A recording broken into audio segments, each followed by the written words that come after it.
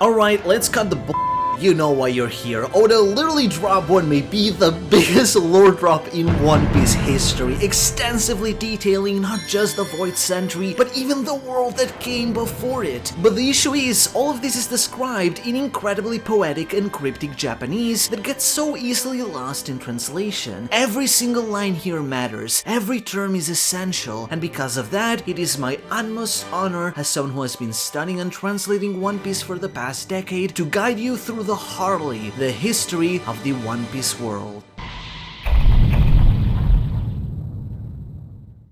On the cover, we see that okay, look, I know we're all dying to get to that final spread, but let's take a moment to talk about the other things in this chapter very quickly, since they're pretty interesting as well. Be patient, as I promise it'll be worth it. So as I was saying, on the cover, we see that the hideout belonged to none other than, surprise, surprise, who's who? Who could have guessed who this was? Even the cover story's title very cheekily jokes around, saying, it was the hideout of Who's Who all along! He's surrounded by the other members of the Who's Who Pirates, his own squad within the Beast Pirates, which included several cat-related smile users that we saw by his side during the events of Onigashima. Above him is the kanji for Neko, translating of course to cat, which was also seen in his chamber within Kaido Manor, known as the Cat Cafe. This seems to pretty much explain the events thus far. Who's Who seemingly kidnapped several girls to work as his servants, by making the likes of Hold'em do the dirty work, which is why we see several girls here serving him. At the same time, he likely kidnapped the master carpenter Minatomo to help him build this hideout, since he is so talented at building castles. Though I wonder if he really has some grander plan to retake Wano, or is just happily lazing around after Kaido's defeat. In the first world, the Underworld, Loki questions Shamrock about why he has the same face as the Great Pirate Red Hair. Though we could infer, Shamrock gives us better details about his relationship, stating that Shanks is his younger twin brother. He also states that Shanks once came back to the Holy Land, but prefers to continue living in what Shamrock calls the lower world, or Gekai, what he also describes as being filthy. Shamrock in general speaks quite differently than Shanks, sounding pompous and conceited, though without the same bratty attitude that Gunko has, being a bit more composed. Unlike Shanks, who uses the crass and informal first-person pronoun ore, Shamrock uses the gender-neutral watashi, which is more polite and sophisticated. Gunko also refers to him by the title of Dancho, or Knight Commander, as a reminder, a lower position than Garling being the Supreme Commander, rather than by his name, and he does appear to be her superior as he gives her orders. Fundamentally, it seems that while Garling is the big guy in charge, Shamrock is more like the man on the field who commands others. Shamrock's claim about Shanks having visited the Holy Land is interesting though, as he could have been some point in the distant past when Shanks came to Marijois but decided to return to the lower world. But what if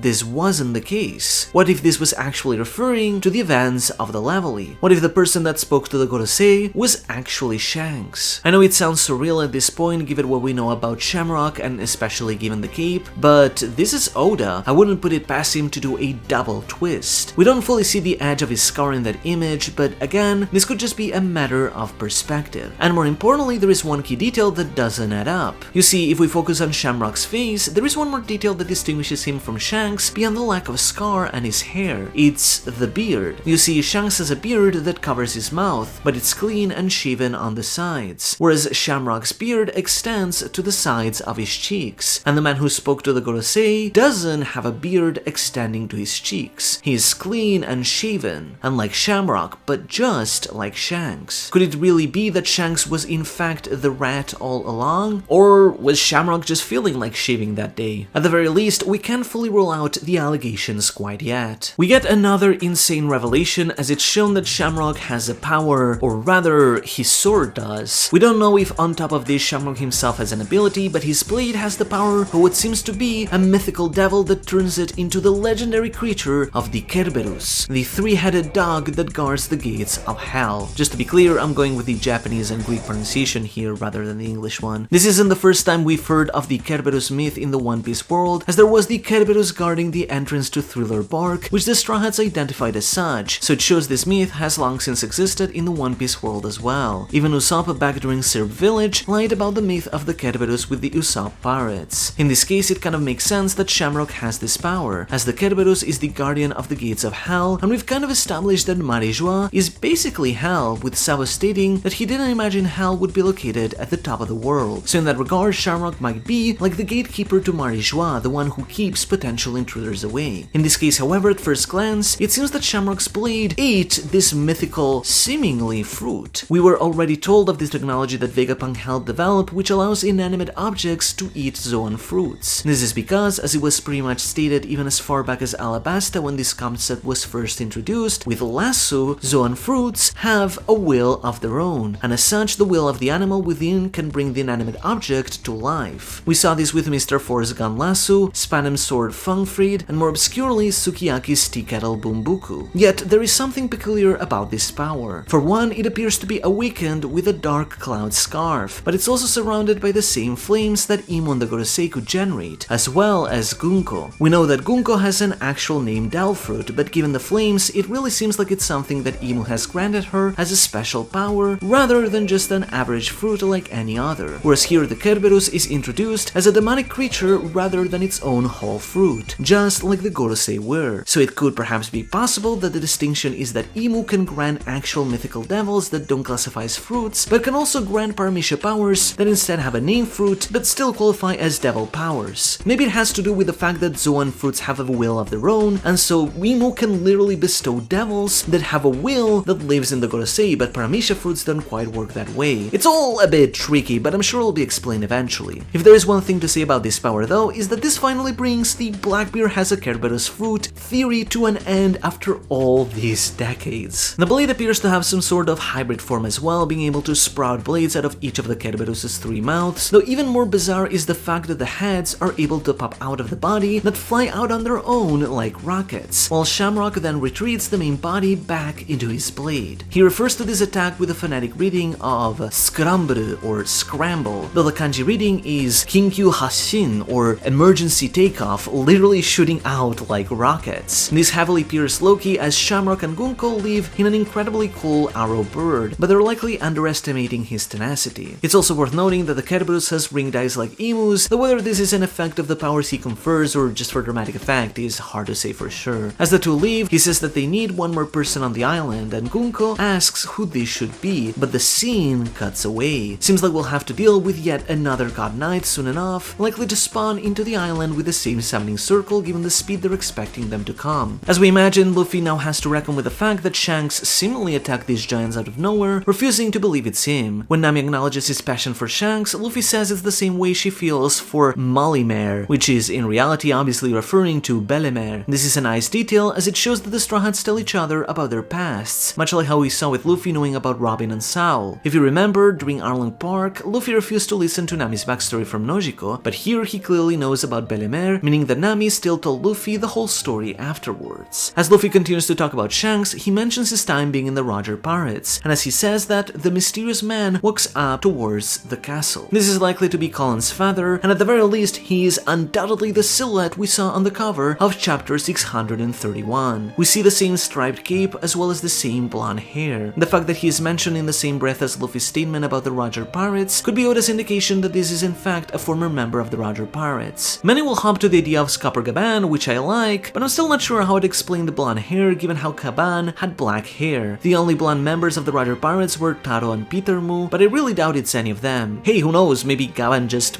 dyed his hair or something? Or is it someone else entirely? Back at the Elbaf village, everyone is celebrating to the rhythm of Nika, as we see Hyrdin and Stanson doing the Nika pose. What seems to be Usopp is dancing atop Brogy's helmet, while what seems to be Brook can be seen leaping, seemingly playing the violin. At the same time, at the Owl Library, Sal shows us the one and only Harley, the holy text of the history of the giants, though it's so old and dusty that it makes Chopper cough. Also, interestingly, it's formatted more like a Western book, read from left to right rather than a Japanese-style book. The contents of it are tantalizing, but let's first focus on the cover of the book, which is of course the symbol of the ancient kingdom, the sun with the 8 spheres. But shockingly, this is no normal sun, for the center isn't an empty circle, but rather some sort of detailed drawing. Unfortunately, it's way too small to really make out, but it's pretty clear that something is drawn within that circle itself. At the same time, as replay shows Franky monkey around the Adam tree, she brings him to an ancient mural, believed to have been drawn by kids 900 to 800 years ago during the period of the Void Century, which represents the story told in the Harley. As Sol explains, the book is divided into 3 chapters, detailing each of the 3 worlds. This represents the 3 worlds of history, the first one being before the Great Calamity, the one from the first calamity up until the Void Century, and that of the present. Interestingly, this also matches with Elbaf having 3 worlds, which are likely named in just the same way as those of the Harley. So perhaps the people of Elbaf named their realms after the worlds from ancient history, the first world, the second world, and the third world. It kinda makes sense, the naming as well. The first world would be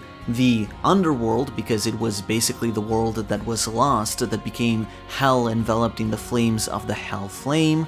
The second world would be the sun world, because of course the presence of the sun god and the symbol of the sun during the Void Century, and the third world would be the celestial world, named after the celestial dragons that rule it.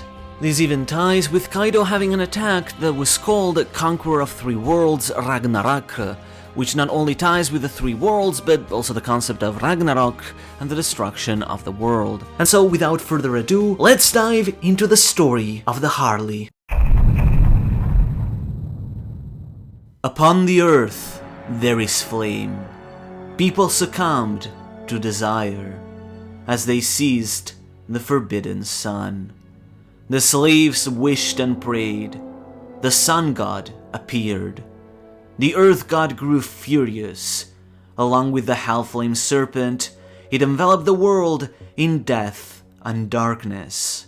Those men would be unable to meet again. The first verse of the first world chapter says, "Upon the earth there is flame." In this case, the terminology of earth is the kanji chi, which is a kanji that translates to earth or land. Generally, this kanji refers to earth as in the land that stands beneath us as a whole. This kanji can be combined with other words such as seichi or holy land, the title of Marijua. But the distinctive thing about this kanji is that it was also historically used to refer to Earth, the planet, the realms that we stand upon.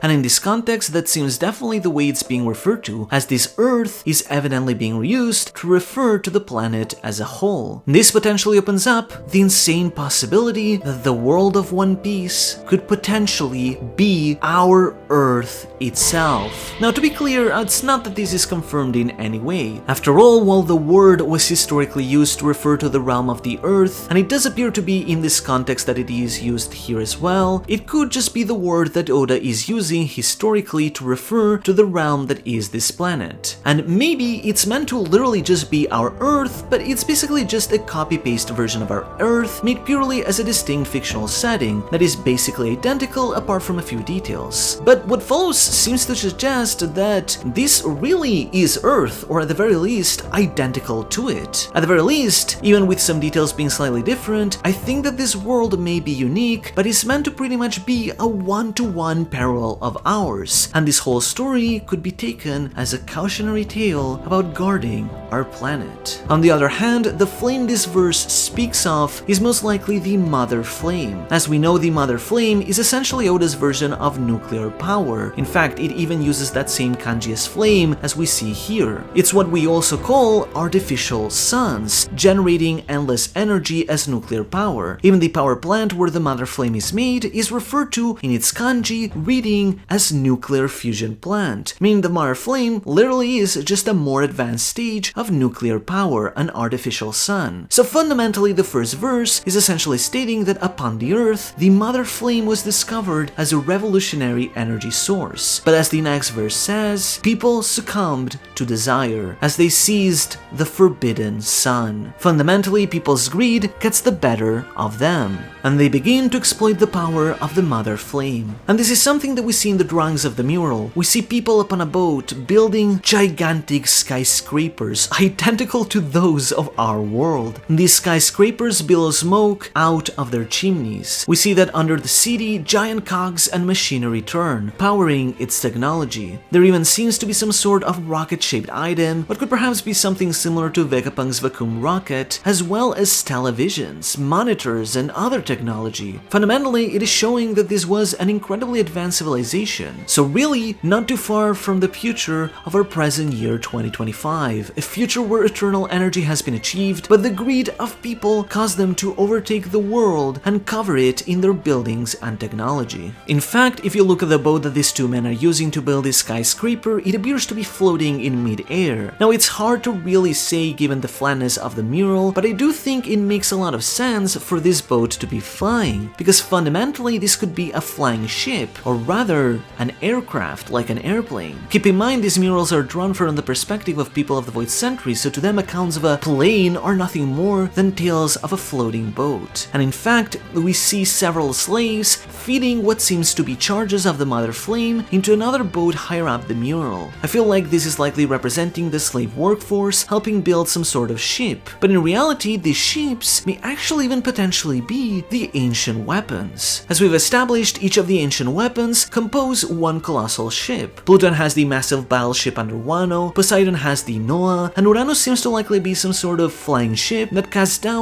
blasts at those under it, what Imo used to destroy Leloucha. And all three of these boats are drawn and accounted for in this mural. Now we'll get to the drawings of Poseidon and Uranus later on, and the arcs of Noah and the arc that is associated with Uranus, as they are drawn in the second world section. But this one here drawn within the city is most likely, by exclusion, the battleship Pluton, originally designed by a shipwright of ancient times from a land that would eventually become Shipbuilding Island, where the city of Water 7 would develop one day. But I think that the suggestion this mural is implying is that all three ancient weapons were developed during this original ancient period. That may be why even the Void Century they were already considered to be ancient weapons. We also see what appears to be an elevator going up to some high land, but it is subdivided into two sides that clearly differ from each other. On one side there are slaves carrying the Mother Flames produced in factories and bringing them to some platform in the sky where they are using them to build the ship that we believe to be Pluton, as we mentioned. But on the other side of the elevator are people who aren't bound by any specific duty, and instead gain a halo on their heads as they ascend up the elevator. As they reach the top of this high land, these people are welcomed by those living in the skyscrapers above. This halo might represent an ascent to godhood, fundamentally a very similar concept of those moving to live on the Holy Land atop the Red Line. And this might be because this highland they are standing on is most likely the Red Line, which must have come into creation during this time. The Grand Line may have been created during this period too, perhaps relating to the Sea Kings of Poseidon always being around the Calm Belt. But there's no real mention of it here, so let's put it aside for now. This might even suggest that the Red Line is man-made and that it was created as some sort of higher living for the upper class that could live in all those skyscrapers. And this is further suggested by the fact that the Red Line here appears to turn into some sort of snake, but we'll get to that in just a moment. Something I think is worth noting about this first world, however, is that people here seem to all be humans. That could just be a coincidence for what is drawn here, but no other races are depicted within this image of the first world, though again it's hard to say where exactly it cuts off. So could this be suggesting this was at a time where only humans existed? As such, it could be a way to make it even more similar to our current world, with other races either having evolved later or, much more grimly, perhaps being nothing more than the results of human experiments with the bloodline elements to enhance themselves to become stronger and more powerful. After all, we see this later with angels, who are implied to have augmented themselves into the biologically superior Lunaria race, so could perhaps all of the races have arisen during this period or sometime after as a result of these types of bloodline element experiments. Then again, this is the most speculative side of this, maybe it was just natural evolution, so let's go back to what we know for certain. Particularly, there's something I'd like to talk about in this mural, which is the moon. We see what is very clearly the moon, and if you look above it, you can even see between the two books the other planets, which actually quite resemble the other planets seen in the orrery at the Library of Ohara. However, the moon is also surrounded by Mother Flames, which likely refers to the colonization and industrialization of angels of the moon. This is the event that was depicted in the murals of Ender's cover story, showing how the angels colonized the moon in ancient times and developed a very highly advanced civilization on the moon. There they developed the automata robots, but eventually were forced to return to the planet below due to a scarcity of resources. We know that this event preceded the Void Century because the descendants of the moon people, the Shandia, would go on to found the city of Shandora several centuries before the Void Century even began, so this whole colonization of the moon was several centuries before. However, we don't know exactly if this was before or after this first calamity, but the way it is framed here with this advanced technology seems to suggest it most likely was during this ancient period prior to the calamity, as technology only only really seem to resurface again later around the void center itself. Either way, this all ties into our next verses. The slaves wished and prayed. The sun god appeared, which of course refers to the desire of slaves to be freed, bringing into existence the presence of Nika, just as Vegapunk once explained to us. And this is the first Nika that Yarol mentioned a couple chapters back, but of course we're still torn on the dilemma of who this Nika really was. Was he the first user of the fruit? Was he just a regular person that later became the myth of the fruit? Or was he entirely fictional during this period but was conflated with reality later on? After all, he isn't even drawn this first Nika in this mural here, but ultimately, once again, we still don't know. However, the fact that we later get confirmed that the Devil Fruit Tree first appeared seemingly during the Void Century would confirm at least that the first Nika wasn't a Devil Fruit user, but just a person, or at least a character in some form. Nika's presence in this first period is also more mysterious as a whole than in the Void Century. We don't know if he was an agent for good or an agent for evil, and even the Harley doesn't much elaborate on what Nika did during this period, save for the fact that slaves prayed for him, likely to free them from their suffering, and then the world just kind of ended. As it says, the Earth God grew furious. Along with the Hellflame Serpent, it enveloped the whole world in death and darkness. In this case, beyond the Sun God or Taiyo no Kami, we're introduced to the Earth God or Chi no Kami, who uses the same Chi kanji we mentioned earlier standing for Earth. As such, this god represents the land and the Earth itself. And later on, we're also told of the Forest God, the Mori no Kami, and the Sea God or Umi no Kami, which may sound familiar to hardcore One Piece theorists because some of these gods were mentioned by the Shanya people during Nolan's flashback. In fact, when Moose was meant to be sacrificed to Kashigami, the great snake the Shanya believed to be a deity, which by the way may have been inspired by this snake of the first calamity, but I'm getting ahead of myself here, she claimed she was happy that in death she would go to meet the Sun God. But during the ritual, not only is the Sun God named, but so is the Rain God or Ame no Kami, the Forest God, and the Earth God. Now in this case, the Forest God matches 1-to-1, as does the Sun God obviously, but the other two not quite exactly. The Earth God in this case uses a slightly different kanji, using Daichi or Great Land rather than just Chi, which is fundamentally the same word, just a different synonym of it, but it's worth noting that the kanji are slightly different at least. The Rain God on the other hand is completely different from the Sea God, but it's possible that it might just be another name for it, or that the name changed slightly between cultures. After all, it makes sense that these four gods the Shanya mentioned are the exact same four gods detailed here in the Harley. Furthermore, however, there is a pattern that is established by all these different gods. Because, you see, the earth, the forest, and the sea can all be considered part of the 5 elements of Eastern belief. Water, which would be the sea I guess, fire, which would be the sun, forest, earth, and metal, which also serve to give the Japanese name of the 5 elder planets that the Gorsei are named after. So perhaps the Gorsei might have all been named after this ancient belief of there being several different gods. That's hard to say for sure, maybe this could just be a stretch. However, these gods combined with the gods of Pluto, Poseidon, and Uranus would at least complete the pantheon of planetary names. Either way though, this Earth God was said to grow furious, likely due to how humanity was using the Mother Flame for its own interest and covering the Earth in cityscapes rather than respecting its nature. So this Earth God seemingly represents nature itself, but I don't think it's the figure of the Mother of Nature, the Sea Umi, that we were told by Vegapunk, since we do after all have a Sea God here already, but again, it's hard to tell. It's possible this Earth God was an actual individual, but who they are exactly we can't really say, we don't have enough information. They seem to be a representation sort of the angry nature, but again, we don't really know. However, they were joined by the Hellflame Serpent. Now this is a complicated word, the serpent part obviously pretty easy, but Hellflame is derived from the word Golka, which refers to the fires of hell or hellfire, this term being used in Buddhism and religion particularly to refer to the fires of hell that consume evildoers who have sinned. However, in this case, Oda specifically has the kanji for fire replaced with that of flame to form this more unique word, Hellflame. This is likely done to connect it to the Mother Flame. So could this suggest that the serpent is in some way artificially powered by the Mother Flame? Or does the serpent literally represent the Mother Flame that was so abused by humans fighting back, engulfing the world world in its hellish flames.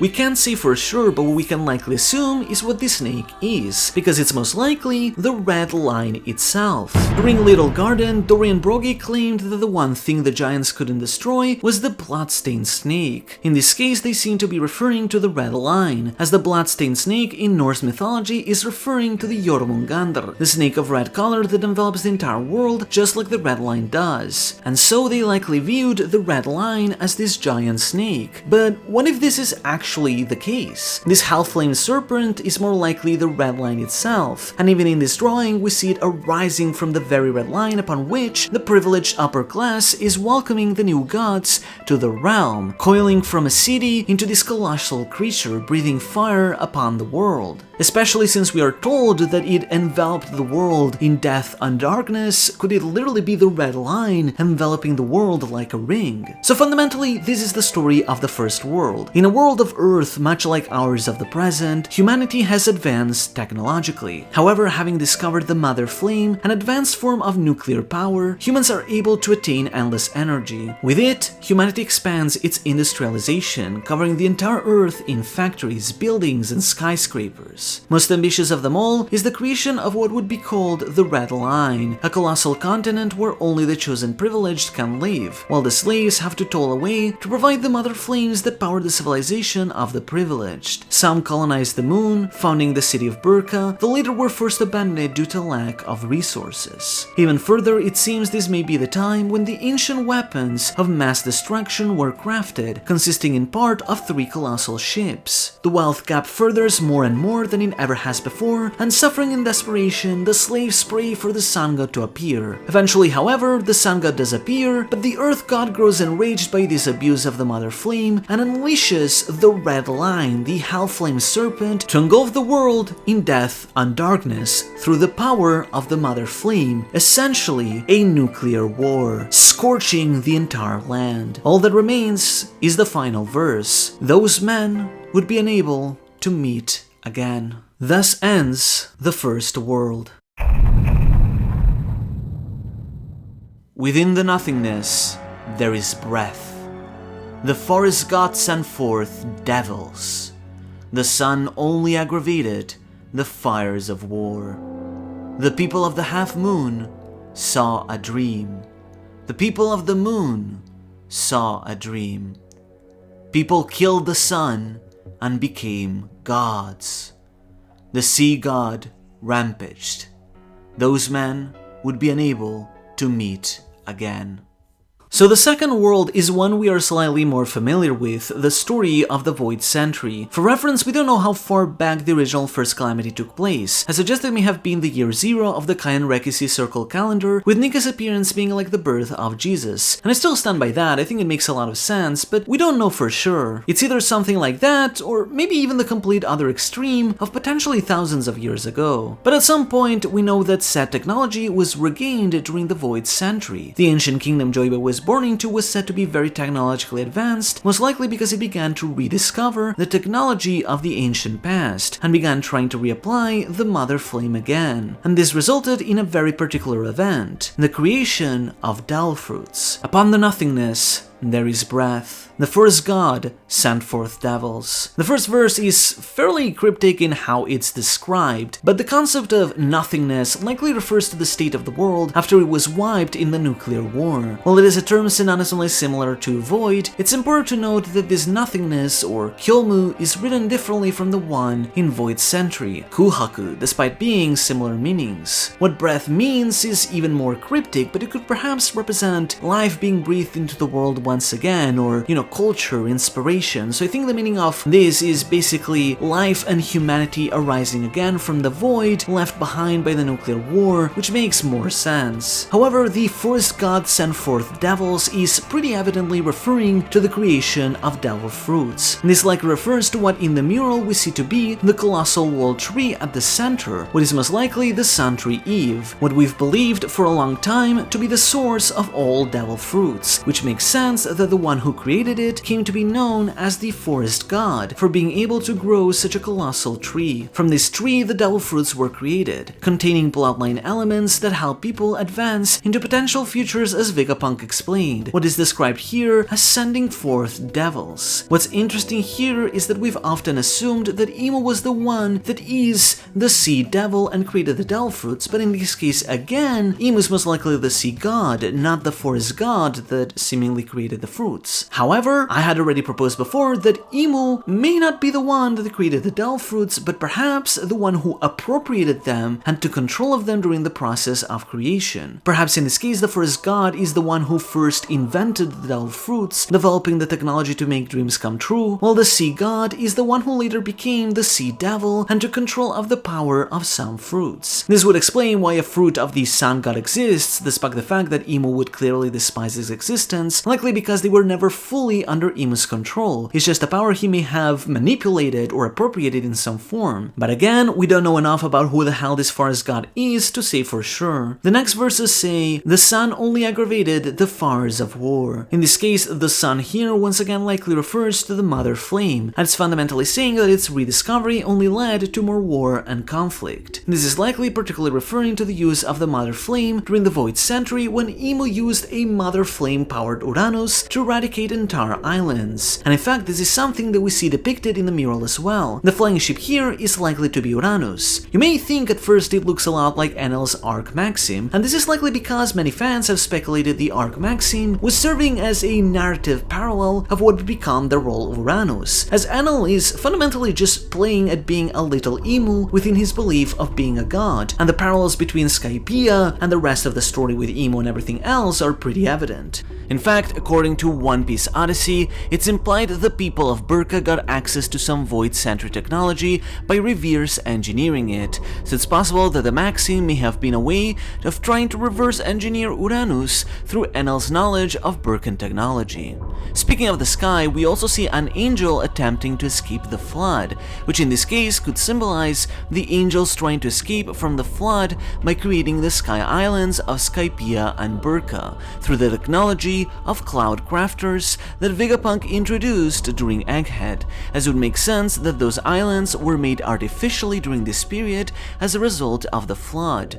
Even Vegapunk remarked how the cloudcraft technology is essential for the survival against the flood. In this case though, Uranus shoots down a lightning bolt going down past the Crowned King, striking the land below by the tree. The crowned figure is most likely King Neronaimu, representing someone who is overlooking others as Uranus destroys them from above. In fact, there is this dark texture standing beneath Emu that may seem confusing at first, but while it's hard to judge, particularly as it kind of bleeds together with the mural of the first world, I believe this to be water. I think this substance represents the water that Emu sank the world with, and the people and animals attempting to climb the tree could be symbolizing all the people and animals of the world that drowned underwater and were desperately trying to seek higher places to survive. Emu instead stands above the flood as the water itself turns into the shape of a ship with oars. This could be symbolism for Emu always floating above others as the whole rest of the world just sinks, or perhaps could be an actual boat of sorts that has some relevance, who knows. More noticeable, however, is the depiction of what is almost surely the Ark Noah. It attempts to float up towards the surface, but the strike from Uranus seems to jolt it down and stop it from reaching its destination. It's been implied that Noah's purpose was to assist the emigration of the people of Fishman Island, but as we know, that promise couldn't be fulfilled, and this might be representing just that, the Noah being stopped from completing its objective. The pairs of people and animals drowning below may even suggest the idea that the Noah may have been used as a sort of Noah's Ark, helping people survive the flood by riding upon it, just as it does in the tale of Noah's Great Flood of the Bible, as people and races join in pairs. But perhaps that may be where Joy Boy failed. He couldn't save enough people with the Noah and failed to fulfill its promise as they drowned beneath the waves, and at the same time, the people of Fishman Island were unable to emigrate to the surface. What is most bizarre on this side of the mural, however, is the large dragon, as we don't really know of any particular dragons in the Void Century, or do we? Because I've argued for quite a few years now that despite there not being much evidence, there are signs that are there may have been the important presence of a dragon present during the Void Century. Fundamentally, the Tenryubito are known as the Celestial Dragons, and they seem to have a fascination for dragons, as we saw in Punk Hazard, desiring Kaida's fruit to be cloned and asking Vegapunk to create artificial dragons. So this fascination must have come from somewhere. Their mark is known as the hoof of the dragon that runs in the sky, and even the kanji for Tenryubito uses the same kanji as Tennose, or the Japanese name for Uranus, the god of the sky. So I've always thought that perhaps there was some dragon associated with Uranus, in the same way Zunisha is associated with Pluton and the Sea Kings with Poseidon. Though oddly enough, Zunisha seemingly doesn't even appear in this drawing. Does this maybe have something to do with the fact that Zunisha was considered a traitor for some blunder in the past? Regardless, we don't really seem to get many details about this dragon in the Harley. We see it clashing with the Hellflame Serpent, but this is most likely just an artistic choice to blend the two periods rather than an actual clash, since it seems this dragon belongs to the second period, not the first. But who actually is this dragon? Well, when you think about it, it looks very similar to the being on the left, what is most likely to be the Devil Imu himself. So in that regard, could this dragon be a form that Imu took during the Void Century, perhaps similar to the jawed creature that he attacked Sabo as? The next verses state, "The people of the half moon saw a dream. The people of the moon saw a dream." In this case, the people of the half moon seems an odd statement, as it doesn't really connect to anyone specific at first glance. We later have a reference to the people of the moon, obviously the angels and specifically the Lunaria, and then in a later chapter, the half-broken moon, likely referring to the symbol of the Kolsky clan. But what does half moon mean? Well, why not take a moon and cut it in half? What do you get? You get a D.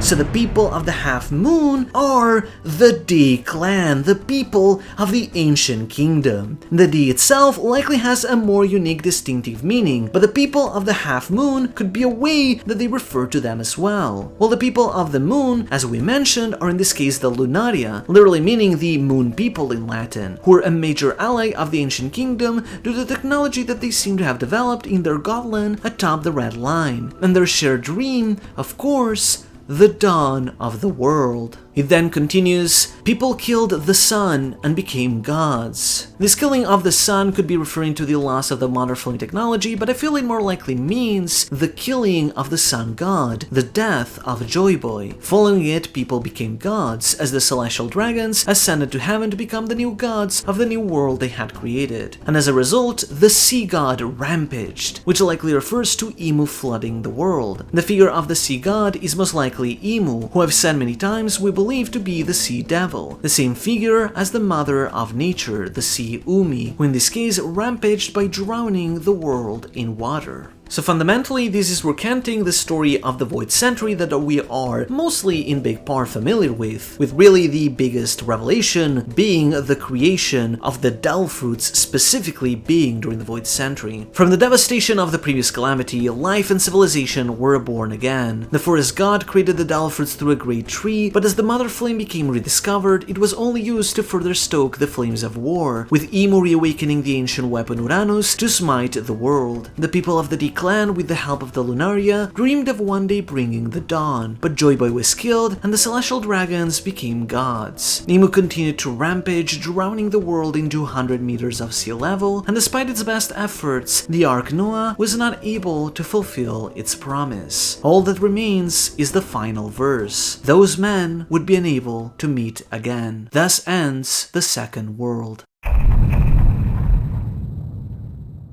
Upon the chaos, there is void. The inconvenienced lingering shadows shall remember the day of promise. They shall listen to the voices of the half-broken moon. The sun god dances, he laughs, he leads towards world's end. The sun will return, a new morning will arrive. Those men will surely be able to meet again. We skip to the period after the Void Century, starting from the year 700 or 822 years ago. Upon the chaos, there is void. Obviously refers to the Void Century remaining after the chaos of that period, with the government censoring its existence. The inconvenient lingering shadows shall remember the day of promise, likely refers to those left behind to inherit the will of the ancient kingdom, similar to the concept of Odin's vassals becoming the shadows of his wish, remembering the day of promise. This term is identical to the same day of promise that has has been mentioned by several characters, such as the fisherman believing the Ark Noah will be used on the Day of Promise, the decisive day when the world will be changed. They shall listen to the voices of the half-broken moon could likely be referring to reading the poneglyphs. The half-broken moon may be referring to the people of the D clan, but again, this might also be more directly referring in this case to the Kolsky clan, as they bear the symbol of a half-broken moon or a crescent moon, with Kolsky literally meaning moonlight, so their voices refer to the writings left behind in the poneglyphs. It makes sense. The sun god dances, he laughs, obviously refers to the appearance of Gear 5th, while he leads towards world's end is a fairly ambiguous line, for good reason, as it furthers the idea of duality within Nika. One could interpret it as Nika being the one that brings the world to its end, but you might also interpret it as Nika leading the people of the world in the face of the end being brought by Imu, helping save the world, leading it to the final conflict. The final part of the mural envisions what is likely a hypothetical idea of this final conflict, though you could also argue it's basically also a representation of the Void Century, since fundamentally the two would be depicted as one and the same, especially since this was run from the perspective of those of the Void Century. Either way, at the center we see of course Nika, either Joy Boy or Luffy, carrying the same cloud scarf, sword, and shield from the depiction seen before, with the shield having the symbol of the ancient kingdom. We even see here that Nika stretches like rubber. Next to him are all his allies from all different races. Above him there's an angel, though this is likely to be a Lunaria given the dark color of the body and wings, as well as the portable mother flame atop its head. In the present, this could represent either Arbor or King, deciding to ally himself with Joy Boy after Kaido's defeat, or maybe even just simply the Seraphim fighting on our side. Next to it is a whale, which might seem weird, but remember, it was stated the whales were allies of Joy Boy. The Sea Kings mentioned in chapter 968 that the whales wish for the return of Joy Boy, and we've seen them wishing the destruction of the Red Line too, and so it makes sense that they will fight by Joy Boy's side, helping others ride atop them into battle. In the present, this whale could even represent Laboon. Next to it is a mink with its hair turning white, likely representing a Sulong transformation, and could mostly apply to most minks we've met so far, though if you want some real copium you could even consider this to be carrot. Beneath them is, of course, Best Boy Emmet, with both of his horns intact, who is expected to fight alongside the new Joy Boy at some point in the future, and so could be taken here as Emmet returning in Egghead to fight against the Gorosei and Imu. Lower still is an ancient giant, larger than the Elf of Giants seen lower on the left, as distinguished by the Viking helmet, which is our first proper confirmation the ancient giants were allies of Joy Boy, which makes sense. But in this case of the future, this ancient giant could in fact represent Loki, as he does bear ancient giant blood through his father, and the helmet and general appearance in this drawing matches that of Loki quite closely. Next to it is a tontata as indicated by the fluffy tail, and next to it is a mermaid bearing a trident. Given the crown atop of her, this is likely the mermaid princess Poseidon, or what in the present would be Shirahoshi. Beneath the mermaid princess is a fish, which I wonder if it's meant to be a sea king, or is the poor representation by the kids of the fishman race. And next to it is some weird bear-like creature with a tail, which is odd since we already saw a mink elsewhere in the picture, so what could this be? Is this meant to be a zone user or some other race entirely? At the same time, we see what are likely different groups of humans aboard many boats. We see what looks like a woman due to the long hair aboard a boat with the symbol of the ancient kingdom. What could perhaps be Nefertari Lily of Alabasta, though it's hard to say. Behind the ship is a mother flame, perhaps to symbol the ancient kingdom, using the mother flame to power its technology. Aboard another boat is what is very clearly a samurai bearing a katana and a top knot, and next to it is a ninja, as clear by the shuriken. Beneath it is a boat with someone with very long arms, perhaps a member of the Longarm tribe, and under it one of a larger body with what looks to be hair or some odd shape on its head. Perhaps the size indicates a buccaneer, or perhaps it's meant to be something else entirely. Next to it are people with seemingly pretty long legs, likely the long leg race, so it's nice to see that the Longarms and Longlegs put their 1000-year war that was introduced in Hideo's cover story to a brief stop during the Void Century. And finally there is a boat with a bow, likely to be the Kuja race as they are known for their bowmanship.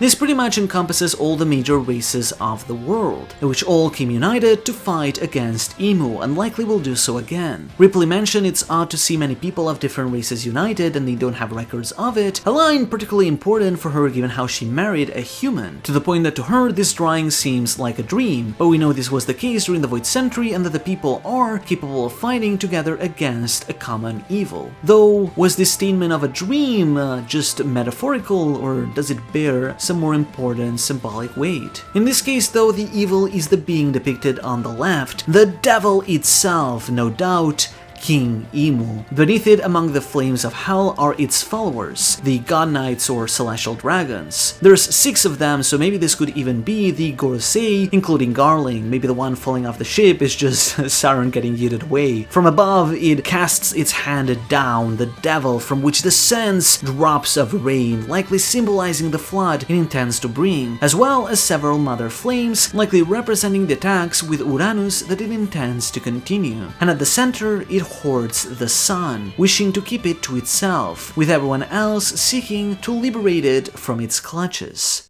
So fundamentally, here's a quick condensed summary of the Harley and the mural and everything we've deciphered so far. In the first world, prior to the Void Century, humanity was similar to that of our current planet Earth. They discovered the Mother Flame, an endless source of renewable nuclear energy, but the greed of humans led them to monopolize it and create a bigger wealth gap in humanity, allowing a few privileged elite to live at the top while the slaves suffered below. Through the slave workforce, they seemingly built the Red Line, and potentially the Grand Line too, as well as the 3 ancient weapons bearing the names of gods, Pluton, Poseidon, and Uranus.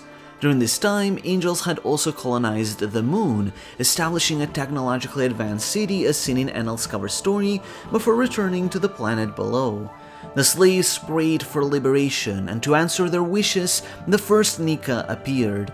We don't know if this Nika was indeed a real person, or if it may have been a fictional character all along that simply got conflated with history, like Kuman Saturn suggested, as, after all, it is never here really specified how this Nika appeared, but at the very least, we know it wasn't a fruit user.